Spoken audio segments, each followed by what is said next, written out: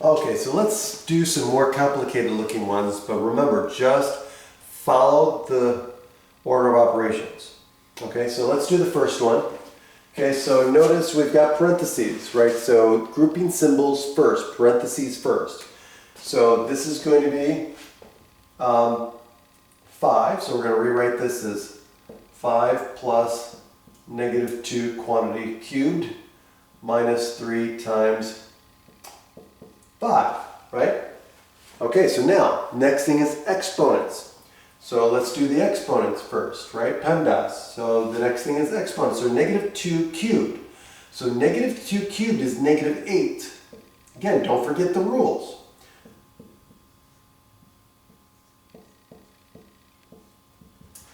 Okay, now we're going to do multiplication, and because there's no division, so we're just going to do the multiplication, and so we're going to write this as 5 plus a -8. Now this is a subtraction, right? So the subtraction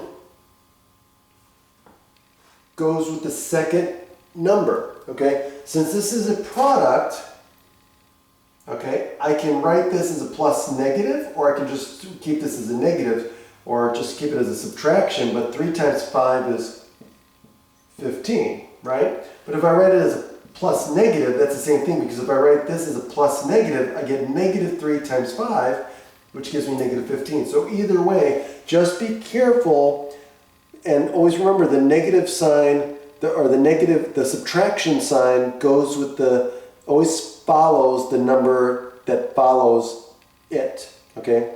So just remember that. The subtraction sign always goes with the number that follows it. Okay, so now I've got this. And so now I can do my adding, right? So pairwise. So 5 plus a -8, again they have opposite signs, so I just subtract and then keep the sign of the larger number. So 8 minus 5 is 3, so it's going to be a -3 plus -15. Now, since these have the same sign, I'm going to add the numbers and then keep the sign. So 15 plus 3 is what? 18, and it's going to be negative. And that's the answer. Now, what about this one? This one looks kind of complicated. So here's the thing. I've got this big giant fractional bar. This means division. But here's what I'm going to do. I'm going to treat the top and the bottom separately.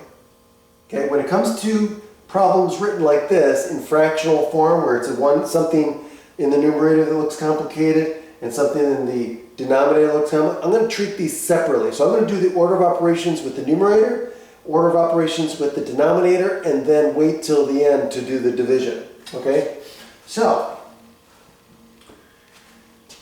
now at the top I've got this grouping symbol, the absolute value sign, so I'm going to do that first. Remember, grouping symbols first. So I'm going to do the absolute value of 3 minus 7. So it's going to be 5 plus the absolute value of -4 minus 3 cubed over, now here I've got what? 3 times the quantity 3 minus 1. So again, in parentheses, I'm doing that. So it's going to be 3 times 2. Okay, now. Exponents. So we've got exponent here. So now I'm going to rewrite this as 5.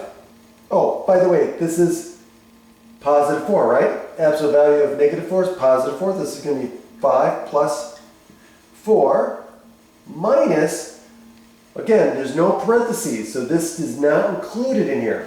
So this is minus 3 cubed, which is 27.